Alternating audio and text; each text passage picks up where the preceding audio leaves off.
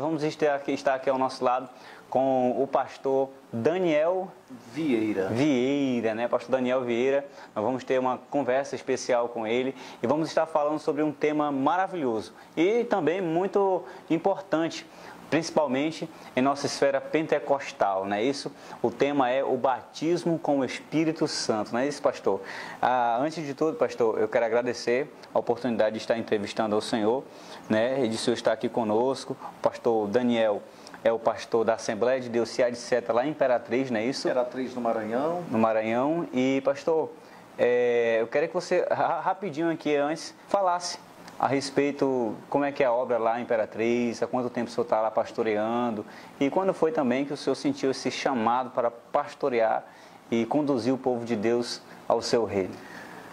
Olha, na verdade nós nascemos no Evangelho. Quando eu nasci, a minha mãe já tinha 10 anos de Assembleia de Deus, 10 anos que servia ao Senhor. Então eu nasci num lar evangélico e nunca me afastei, eu nunca estive no mundo bebendo, eu nunca soube o que foi beber, o que foi me prostituir, fumar. Eu nunca, na verdade, participei do mundo. A minha vida foi na igreja e na igreja eu participei de grupos de criança, de salas de jovens, fui líder de grupos vocais, de corais, de escola dominical e de jovens e até que cheguei a ser pastor, fui líder de escola dominical e aí vim a ser pastor consagrado e comecei a dirigir igreja como presbítero primeiro em 1993.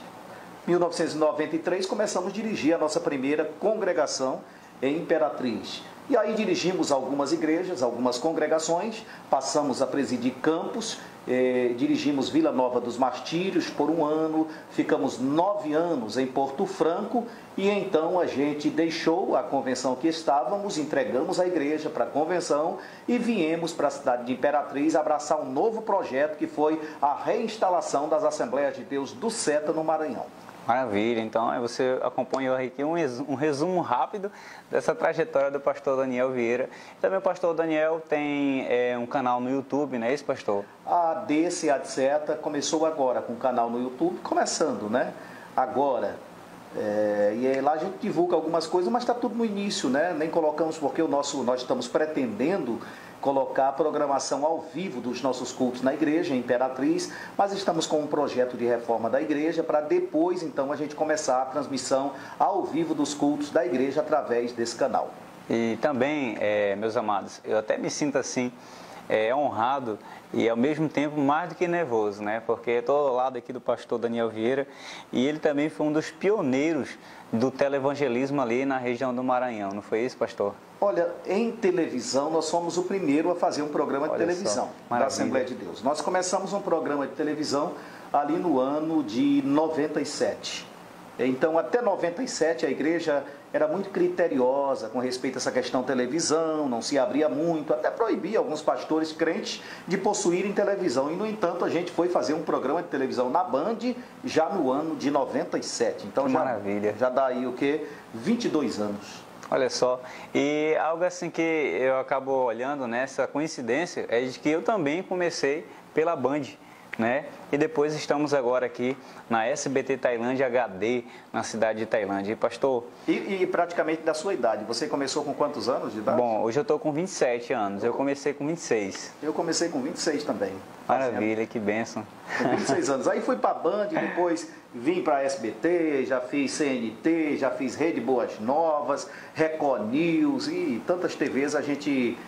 nesse período todo fazendo programa de televisão em Imperatriz. Que bênção, pastor, quer dizer que é um prazer conhecer o senhor, viu? Amém. Eu tenho certeza que é algo de Deus, Deus coloca pessoas ao nosso lado para a gente ir crescendo e aprendendo com isso, né? E para quem está nos acompanhando agora, eu queria falar a você que essa visão televangelística de transmitir a palavra de Deus pela TV é algo grandioso, né, pastor?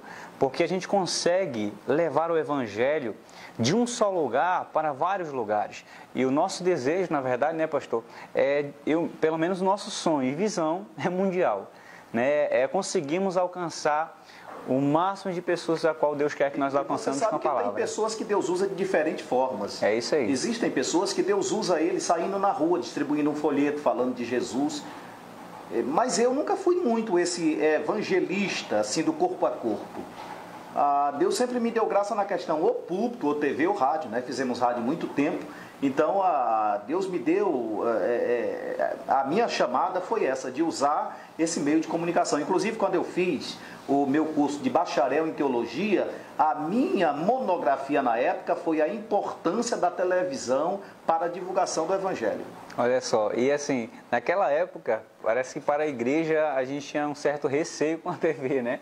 Até demonizava a TV, né? Declarando que a TV era algo do inimigo, pertencia a ele, que quando você ligava uma TV era como se o olho do dragão estivesse olhando para você dentro de casa, né? Colocava até essas frases, esses termos, mas assim, hoje que a gente entende, a gente vê o instrumento poderoso que a TV é, quando se é usada da maneira certa para alcançar pessoas com o Evangelho, né, pastor? Claro, porque tem o pescador que pesca de linha e tem o que pesca de rede e o de tarrafa, né? Então a gente tem que entender que no Evangelho também tem esses, né? E assim, meus amados, e eu vou sempre contar com a sua ajuda, tá? Peço a você também que visite o canal do pastor, conheça o ministério dele e conheça também a visão do pastor, as nossas visões de levar o Evangelho por meio da TV, né? Essa visão televangelística. Que peço também que ore por nós, porque, pastor, a luta é grande, né, em relação a isso, porque quando você tem uma visão de um só lugar, alcançar pessoas, famílias com o Evangelho, a TV brasileira é uma das mais caras, e a gente só consegue com a provisão de Deus. Meu Deus, não é fácil. Exatamente por isso que na Imperatriz, então, depois da TV digital, aumentou muito o valor da produção e da exibição do programa. E nosso programa era um programa diário. E agora, esses dias, eu estou fora, tentando retornar para a Band, mas o valor é muito alto, tanto de exibição como de produção, e não é fácil. E a gente faz isso por amor ao Evangelho, porque principalmente esses programas que a gente faz, no caso do meu programa, eu nunca coloquei um comercial, eu nunca ganhei nada através de um comercial de uma empresa, é só o desejo de levar a palavra de Deus, de pregar o Evangelho, de chegar, alcançar mais vidas através desse meio. É por isso que nós precisamos muito da sua oração e também da sua ajuda. Que Deus abençoe a todos aqueles que se levantam para nos ajudar e serem esses sustentos, né? Esses mensageiros, mantenedor, parceiros. Que Deus abençoe a todos aqueles que estão conosco nessa obra. E avancemos, né, pastor?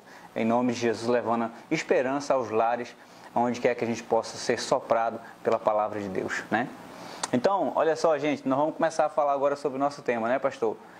E o nosso tema, como eu falei, é batismo com o Espírito Santo. Essa doutrina pentecostal, que na verdade é uma doutrina fundamental, o batismo do Espírito Santo. Mas antes disso, a gente quer começar esclarecendo um ponto. Muitos de nós hoje confundimos o batismo com o Espírito Santo e no Espírito Santo. Haja vista que é uma grande necessidade de que o cristão seja batizado no Espírito Santo, porque sem esse batismo, Jesus, na verdade, falou que os apóstolos precisavam serem revestidos desse poder para se tornarem testemunhas fiéis, ousadas e poderosas no reino de Deus. O cristão precisa desse batismo. Mas antes, pastor, eu gostaria de perguntar ao senhor, qual é a diferença, na verdade, do batismo no Espírito Santo e do batismo com o Espírito Santo? Na verdade, você já começa pesado, né? Porque não é fácil responder isso aí, não. Mas veja só, o batismo com quer dizer com alguma coisa, e no quer dizer em algum lugar. Quando alguém faz algo com, está dizendo que com alguém está junto. Mas quando faz algo no, quer dizer que ele está em um local, em uma posição. Sabe, Jesus, ele não é só uma pessoa. Jesus, ele é um lugar. É um lugar onde a gente pode habitar nele. Olha só, Jesus, ele não é só uma pessoa, ele é um lugar. Por isso que ele disse, vinde a mim. Ele não disse, vinde para mim, porque ele não é só uma pessoa, ele disse, vinde aquele que é o lugar. E Isaías capítulo 32 diz que ele é o varão que serve de abrigo contra o vento e refúgio contra a tempestade. Jesus é um lugar, mas a pessoa do Espírito Santo também. O Espírito Santo também é um local, é um lugar. Então, quando eu sou batizado eu estou dizendo que eu estou mergulhando naquele lugar, naquela pessoa. Eu estou mergulhando nele, no Espírito Santo, no lugar. Quando eu digo que estou sendo batizado eu estou dizendo que estou junto com ele, recebendo um batismo. O mais correto é no Espírito Santo. que é na pessoa do Espírito Santo. Mergulhar na pessoa do Espírito Santo. O próprio batismo significa imersão. Se é imersão, é no e não com. O correto, mas seria no Espírito Santo. Interessante. Sabe, pastor, eu ouvi alguns termos relacionados a isso. E o primeiro termo nos falava que o batismo com o Espírito Santo na verdade, também quando a pessoa aceita Jesus, ela recebe e passa a ser habitada pelo Espírito Santo.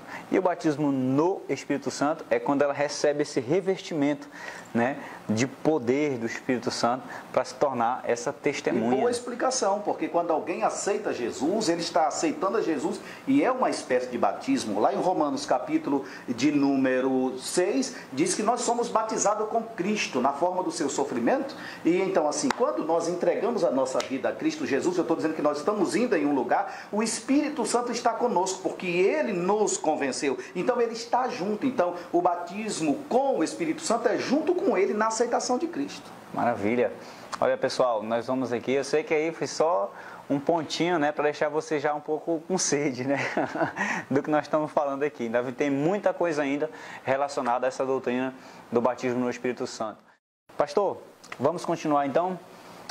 Nós estávamos falando aqui a respeito da diferença, né? Qual é a diferença de ser batizado com o Espírito Santo e no Espírito Santo. Aí nós falamos a respeito do termo de que quando a pessoa aceita Jesus, ela é mergulhada, né, em Jesus, né? Ela é emergida na morte de Cristo, ao mesmo tempo que ressuscita para uma nova vida em Deus. E também falamos a respeito do batismo no Espírito Santo, que é o revestimento de poder que todo cristão precisa para se tornar uma testemunha poderosa de Deus aqui na terra. Pastor, a gente sabe que esse batismo, ele não é um batismo vazio. Ele carrega grandiosas evidências, características e marcas, né? O batismo no Espírito Santo, hoje tem acontecido, pastor, de muitas pessoas que dizem ser batizadas no Espírito Santo, mas não manifestam evidência alguma. Do falar em línguas. Falar em línguas e outras coisas. Eu quero que o senhor descreva para os nossos irmãos quais são essas evidências que acompanham o batismo no Espírito Santo. Olha, talvez eu fale aqui algo que alguém até fique pensando assim, meu Deus, eu nunca ouvi isso. Segura aí. Amém, mas tudo bem. Olha só, nós estamos falando aqui sobre evidências do batismo no Espírito Santo. E para começar, nós aprendemos que a evidência do batismo no Espírito Santo é o falar em língua. Nós aprendemos isso. Mas eu não concordo que seja apenas isso. Porque não pode o Espírito Santo ter 9 dons e apenas um ser a evidência do batismo. Não pode que apenas o falar em língua seja a evidência do batismo no Espírito Santo.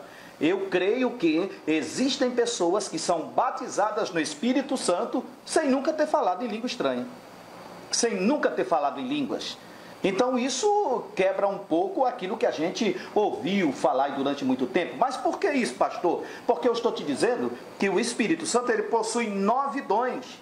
Como apenas um pode ser a evidência do batismo? Agora, como o pastor estava me dizendo, o pastor Leonilson estava me dizendo aqui, que, pastor, é revestimento de poder para testemunhar. Agora, você que está me ouvindo aí, me responda. Para mim testemunhar de Jesus, qual é o mais importante? É eu falar em línguas estranhas ou eu ter uma palavra de sabedoria? Isso quer dizer que o batismo no Espírito Santo, a palavra de sabedoria, pode sim ser uma das evidências do batismo. E nós vamos entrar aqui numa área, pastor, a questão do dia de Pentecostes.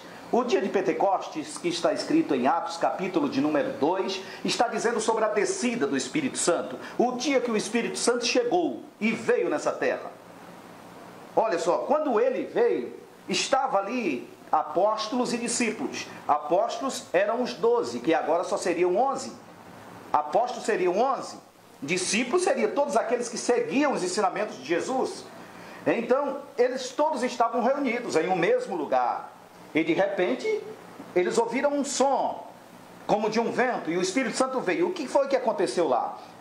Foram vistas línguas repartidas como de fogo sobre cada um deles, língua mesmo, como de fogo sobre cada um daqueles que estavam ali. E eles começaram a falar em línguas. É evidente que eles começaram a falar em língua, causaram um movimento, um barulho. A cidade começou a correr para lá. O que está acontecendo? Estão malucos, estão bêbados, disseram, estão cheios de monstros. O que está acontecendo? Mas ali a Bíblia diz que habitavam varões de toda a região. Isto é, lá tinham pessoas do Egito. Lá tinham pessoas da Arábia que falavam árabe, da Filístia, da Líbia, da Síria. Lá existiam pessoas de várias terras. E o que aconteceu? Quando eles chegaram no meio da multidão, o que aconteceu? Eles não ouviram aqueles discípulos de Jesus falando em língua estranha. Eles ouviram eles falando, cada um na sua própria língua. É interessante isso. Por que isso? Porque há de se entender que a manifestação do Espírito Santo é só através de uma língua estranha, e não é verdade. Pastor, e eles falaram em outras línguas, eles falaram, por exemplo, a língua deles ali, que língua era aquela? O hebraico, eles falavam em hebraico, porque era a língua de quem habitava em Israel e Jerusalém. O fato ocorreu em Israel, e quem é que estava lá? Lá estava Pedro, Tiago, João, Filipe, Bartolomeu, lá estavam os discípulos de Jesus, lá estava Maria, lá estava Susana, lá estava Marta, lá estavam aquelas mulheres todas. Então, aqueles discípulos de Jesus falavam o quê? Eles falavam hebraico. Mas de repente, os estrangeiros que habitavam naquela região chegaram e viram eles falando e entendiam na sua própria língua ali. O que aconteceu? A evidência do batismo no Espírito Santo, o milagre maior foi a tradução do que eles falavam. Eles falavam em hebraico, mas cada pessoa ouvia na sua própria língua. Você entendeu aí? Então, o que aconteceu ali, nós estamos falando aqui desse milagre de tradução, né? Deles falarem em outras línguas e os povos estrangeiros entenderem na sua própria língua aquilo que eles estavam transmitindo, certo? Que aquilo que eles transmitiam era falando a respeito das grandezas de Deus, né, pastor? Falando a respeito dos atributos de Deus. Essa era a mensagem do Pentecostes. Era uma mensagem a respeito do ser de Deus, da salvação, de redenção em Jesus Cristo. O interessante é, pastor, que quando o apóstolo Pedro se levanta, ele transmite uma mensagem ali, onde está toda aquela multidão, na sua língua. Só que como é que aquela multidão entendeu na sua própria língua, de uma só fonte? Exatamente. Né? O que ele está dizendo, Pedro, quando se levantou, ele pregou uma mensagem. E ele pregou aquela mensagem em hebraico. Milagre. Hein? Por quê? Porque muitos ouviram a mensagem dele e repassaram. Repassaram para quem? Para Lucas, que escreveu o livro de Atos. Lucas foi o historiador. Ele foi em membros da igreja primitiva e começou a dizer, me conta o que aconteceu lá. E eles disseram, olha Lucas, nós estávamos lá naquele dia e aconteceu isso, e Pedro se levantou e ele começou a pregar isso. Por quê? Porque Pedro pregava em hebraico.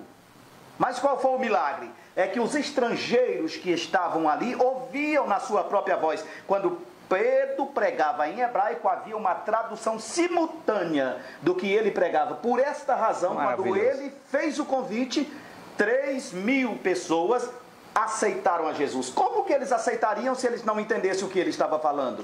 É porque Pedro pregou em hebraico e cada um ouviu na sua própria língua. É como se naquele dia, quando Tiago estava lá, é evidente que Tiago estava e João. Tiago estava aqui, falando numa língua, e do lado dele tinha um moço da Arábia Saudita que falava o árabe. Aqui do lado tinha alguém da Síria que falava assírio. Aqui do lado dele tinha alguém da Líbia. Aqui tinha alguém de outra terra, de Cirene, de outras terras. Vamos dizer que João estava rodeado de 4 pessoas que falavam línguas diferentes. Ele falava em hebraico e cada um ouvia na sua própria língua. Que maravilha, hein? Que milagre maravilhoso. Esse milagre de tradução de Deus simultânea, ao mesmo tempo que os discípulos ali transmitiam a palavra de Deus para aqueles povos. Agora, interessante, pastor, é que, pastor Leonilson, aqui, ali, a evidência do batismo foi o quê? Línguas, né? Repartidas como de fogo, foi. Mas Pedro A Bíblia não diz que ele falou numa língua diferente. Pelo contrário, a Bíblia diz que ele chegou e pregou uma palavra. E ele pregou em hebraico, porque entenderam em hebraico. E ele trouxe o quê? Uma palavra de sabedoria. Pedro, antes do Espírito Santo chegar, ele não tinha aquela palavra. Ele não tinha preparado o esboço daquele sermão. Ele não tinha preparado nada, ele era indouto. Tanto é que algumas pessoas que conheciam Pedro saíram daquela reunião dizendo: meu Deus, quem é esse moço? Eu conheço ele é analfabeto, ele é indouto. Como é que ele pregou daquele jeito? Como é que ele falou tão bem daquele jeito ali? Porque ali estava acontecendo uma coisa, ali estava sendo um novo Pedro. E a evidência do batismo no Espírito Santo nele foi uma palavra de sabedoria. Interessante é que o termo usado ali é que Pedro levantou-se cheio do Espírito Santo, né? Ele, cheio do Espírito Santo, transmitiu essa mensagem poderosa que 3.000 almas, praticamente, aceitaram a Jesus Cristo como Senhor e Salvador. Então, eu espero que você possa ter compreendido esse milagre que aconteceu ali em Atos dos Apóstolos. É claro que existem também as línguas estranhas, que são descritas nas cartas de Coríntios, não é isso, pastor? Sim. Que são as línguas ininteligíveis, que nós nos comunicamos com Deus em espírito, e aquele que fala edifica-se a si mesmo, não é isso, pastor? Na verdade, existem 3 manifestações das línguas. Primeiro, é a língua inteligível, é a língua que nós chamamos de língua estranha. É aquela língua que tanto a pessoa que fala como aquele que ouve não sabe o que é que ele está falando. Existe essa manifestação? Sim, existe essa manifestação da língua estranha. E para que serve essa língua? Para a edificação de si próprio. O apóstolo Paulo disse até que essa manifestação, se alguém chegar numa igreja, num local, e todos estiverem falando esta língua, os indoutos, incrédulos, eles ficarão pasmados, porque não vão entender nada. E ele diz que proveito nenhum isso aí traz. Por quê? Porque não traz proveito para os outros, mas traz proveito para mim que falo. Então o correto é que esta língua aí, ela seja aquela língua mais usada quando você está sós com Deus, no seu quarto, no seu lugar de oração. Então essa língua traz mais proveito, porque é para a sua própria edificação. Porém, existe outra manifestação da língua estranha. Qual é? É aquela língua que você fala em língua de outras nações, língua de outros povos. Existem casos que Deus usa essa manifestação, que você só sabe falar português e de repente você fala inglês, ou de repente você fala em russo, ou de repente você fala em alguma outra língua. Você pode falar sim. E existe a outra forma, que é a tradução. É aquela que você fala na sua própria língua e aquela pessoa que está ouvindo ouve na sua língua. Isto é, aí é a tradução da língua que você fala. Você fala em português e alguém que está te ouvindo, que ele seja um árabe, que ele seja um russo, ele ouve na sua própria língua. Então são 3 espécies de manifestação do dom de língua. Você compreendeu, meu querido amigo telespectador? Eu espero que possa estar compreendendo e sendo edificado com o programa de hoje. Pastor, nós estávamos falando aqui a respeito dessas evidências e falamos dessa evidência inicial, dessa evidência que muitas das vezes é manifestada naqueles que são batizados com o Espírito Santo, mas só que não é apenas ela, que segue-se toda uma linha de evidências que acompanham aquele que é batizado com o Espírito Santo. Eu quero saber quais são essas outras evidências que acompanham o batismo, a marca de quem é batizado no Espírito Santo, pastor? Olha, são muitas, porque o Espírito Santo, ele é grandioso, né? A gente não pode limitar ele a uma coisinha só. Ele é grandioso e ele é Deus aqui conosco. Então, veja só, são 9 os dons do Espírito Santo? Sim. Por exemplo, o discernimento de Espírito. Para que serve? O discernimento de Espírito é aquilo que te faz entender o que está acontecendo agora. A profecia, o que é a profecia? A profecia é a revelação do futuro. Quando Deus mostra algo que vai acontecer amanhã, isso é apenas uma revelação. Mas a partir do momento que você conta, ela passa a ser profecia. Quando Deus me mostra o que vai acontecer amanhã, Ele me revelou. Isso é uma revelação. Agora, se eu conto para você, se eu conto para a igreja, ela passa a ser uma profecia do que vai acontecer. Então, a profecia é o que vai acontecer. Discernimento de espírito é o que está acontecendo. Discernimento de espírito não serve para a gente saber o que aconteceu ontem, na reunião X, ou o que vai acontecer no mês que vem. Discernimento de espírito é o agora, o que está acontecendo agora. É como repórter de televisão.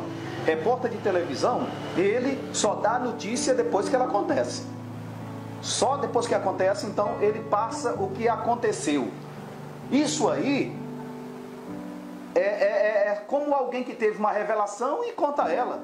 É fácil contar. O discernimento é para agora. E o discernimento é importante. É uma das manifestações do Espírito Santo. É o discernimento de Espírito. Agora, pastor, tem uma coisa interessante com respeito à profecia, que é um dos dons do Espírito Santo. E Paulo diz que é o mais interessante. Agora nós devemos saber a diferença da questão profecia e palavra profética. Por quê? Porque Romanos capítulo 12 e versículo 6 diz assim: se é profecia, que seja na medida da fé de cada um. Como assim, pastor? Eu preciso de fé para profetizar? Se para mim profetizar é Deus, eu estou repassando um recado de Deus, uma revelação de Deus, para que eu preciso de fé? É porque aquilo ali não é profecia, aquilo é palavra profética. E qual a diferença de palavra profética para profecia? Profecia é a revelação do futuro e palavra profética é o desejo de mudar o futuro. Como assim? Eu chego em você, eu não preciso saber se Deus ele vai te dar o emprego que você está querendo, mas através da minha fé eu posso dizer em nome de Jesus, esse emprego vai ser seu. Não é que Deus me disse, eu estou ministrando uma palavra profética. A palavra profética tem o poder de mudar o futuro, de prenunciar algo. A profecia, ela diz uma revelação, ela passa uma revelação, é diferente da palavra profética. A palavra profética a gente ouve no culto. Tipo assim, olha, você que chegou enfermo neste culto, você vai ficar curado. Isso é uma palavra profética. Eu estou dizendo com base na minha fé. Isso é Romanos, capítulo de número 12, versículo 6. Se é profecia, que seja conforme a fé de cada um. Pastor, eu sei que eu estou desviando aqui rápido do assunto que o senhor está falando sobre os dons do Espírito, que é essas manifestações do Espírito Santo na vida do cristão, mas quando o senhor começou a explicar, o senhor falou assim, o Espírito Santo é Deus, certo? Pastor, a gente sabe que hoje existem doutrinas que declaram que o Espírito Santo não é Deus, que declaram que ele é apenas uma fumaça, ou uma força, uma energia de Deus, né? A questão é, o que me descreve que o Espírito Santo é uma pessoa? É Deus e é uma pessoa. É uma pessoa. É porque a Bíblia toda trata o Espírito Santo como pessoa. Por exemplo, a Bíblia diz que ele se entristece. Isso é sentimento de uma pessoa. A Bíblia diz que ele se alegra. Isso é sentimento de uma pessoa. A Bíblia diz que ele convence. Isso é uma pessoa. A Bíblia diz que ele converte. Isso é uma pessoa que testemunha. A Bíblia diz que ele inspira. A Bíblia diz que ele consola. Então veja só, ele não é uma força geradora, criadora. Ele é uma pessoa com atributos de pessoa. Pois quem não é pessoa não pode se alegrar, não pode se entristecer. Mas nós servimos a um Deus que subsiste em Pai, Filho e Espírito Santo. E alguém diz assim, pastor, isso é muito complicado e tudo mais. Por exemplo, será que não são três deuses? Será que não são três deuses? Olha, lá na nossa igreja Imperatriz eu tenho um quarteto que canta com a gente, chamado Quarteto Filadélfia. Quarteto Filadélfia é um nome no singular, mas eles são formados por 4. É como dúzia. Dúzia é singular, mas são 12 elementos. Assim é Deus. Ele é singular, ele é único, mas ele é 3. Então a questão da doutrina da Trindade até hoje é uma doutrina que, na verdade, o cristianismo básico e primitivo declara que se houver uma negação dessa doutrina, isso pode incorrer até na prejudicação da salvação da pessoa. Isso. Né? Se a pessoa não crer na Trindade, não crer de que esse Deus é Pai, Filho e Espírito Santo, são 3 pessoas que subsistem eternamente em um só ser, né? Enfim, e aí, meu amado, a pergunta é que o senhor acabou de falar que o Espírito Santo tem características e atributos de personalidade. E ao mesmo tempo, ele também tem atributos que somente Deus pode ter. Exatamente. Por isso que ele é Deus. Por isso que ele é Deus. E a outra coisa, quando a gente fala sobre Deus, no princípio, criou Elohim. Essa palavra Elohim, ela existe na Bíblia 2.500 e... não lembro a fração exata, mas é 2.500 e algumas vezes, em que aparece a palavra Elohim. Por que o cara que traduziu a Bíblia não botou logo Elohim quando ele traduziu? É porque várias vezes, quando aparecia o nome de Deus, a tradução do hebraico que veio do hebraico para o grego, a Septuaginta, quando se pegou a tradução do grego e foi se fazer a tradução para o português, alguém chegou aqui e achou complicado. Então ele viu o nome de um ser sobrenatural e ele generalizou logo, ou ele botou tudo Deus ou botou Senhor. Mas na verdade, em muitos lugares é diferenciado. Ele devia ter colocado, no princípio criou Elohim. E essa palavra Elohim, ela é uma palavra plural, que significa mais de um. Aquele mesmo Deus que diz, façamos o homem, Elohim. Aquele Deus que diz assim, eia, desçamos e confundamos as línguas, é mais de um. Senão ele teria dito, ei, descerei e confundirei. Mas ele não diz, lá em Babel, ele diz, eia, desçamos e confundamos as línguas. Estava dizendo que ele estava com alguém mais. Quando ele diz lá no princípio criou Deus os céus e a terra, que é o Elohim, ele disse, façamos o homem, desçamos. E em vários outros lugares da Bíblia, a gente vê a manifestação desse Deus triuno, como no próprio batismo de Jesus, que Jesus estava ali, o Espírito Santo veio sobre ele como pomba, e uma voz do céu que ecoava, este é o meu filho amado, em quem me comprazo. As três pessoas distintas, e ao mesmo tempo, as três pessoas formam um Deus. Nós não podemos dizer que temos três deuses, nós temos um Deus que subsiste em Pai, Filho e Espírito Santo. Pastor, por que algumas pessoas dizem que é um Deus que se manifesta de três maneiras diferentes? Aí é o unicismo. O unicismo é a doutrina unicista. A nossa doutrina é trinitariana. Qual a diferença? A trinitariana diz que nós temos um único Deus que subsiste, isto é, que é formado por Pai, Filho e Espírito Santo. E o unicismo diz que existe um único Deus, mas uma hora ele se revela como Filho, uma hora ele se revela como Espírito Santo e uma hora ele se revela como Deus. Mas o unicismo se contradiz muito. Como se contradiz? Como? Ali no batismo de Jesus, ele seria somente uma pessoa.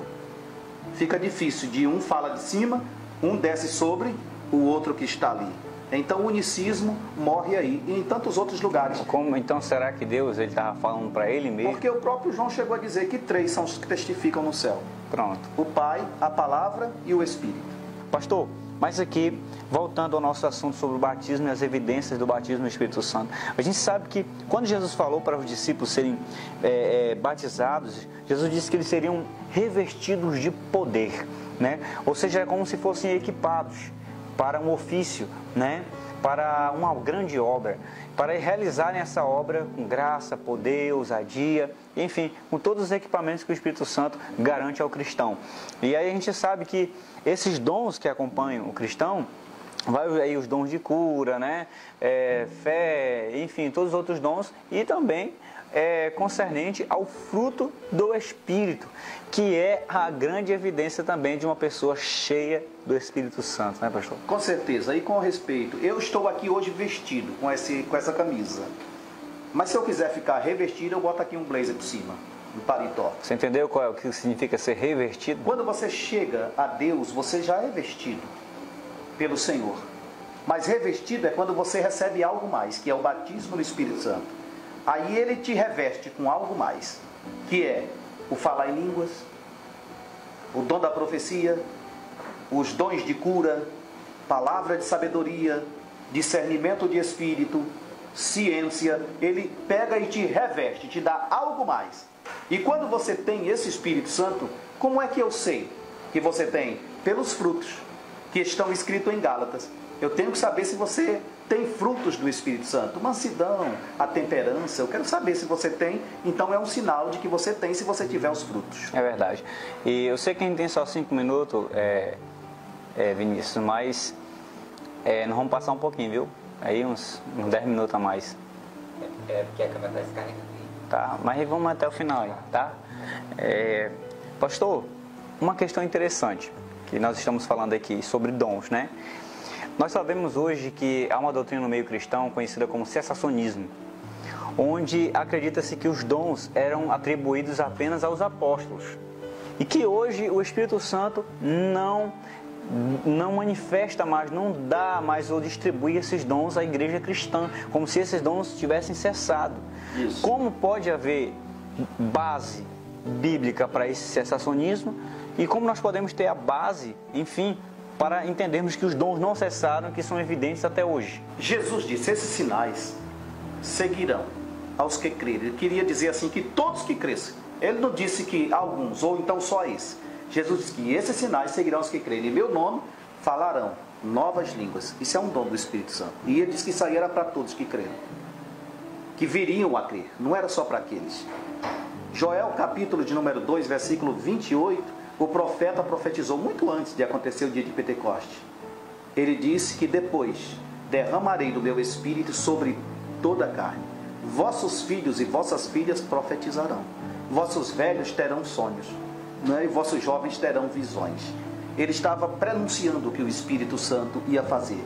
E enquanto a terra durar, enquanto Jesus não voltar e o Espírito Santo estiver nesta terra, preparando a igreja para entregar para Jesus, os dons estão em voga, os dons estão valendo, os dons acontecem para aqueles que creem em Jesus. Enquanto o Espírito Santo estiver aqui, todos os atributos dele continuam valendo para a igreja. Que maravilha!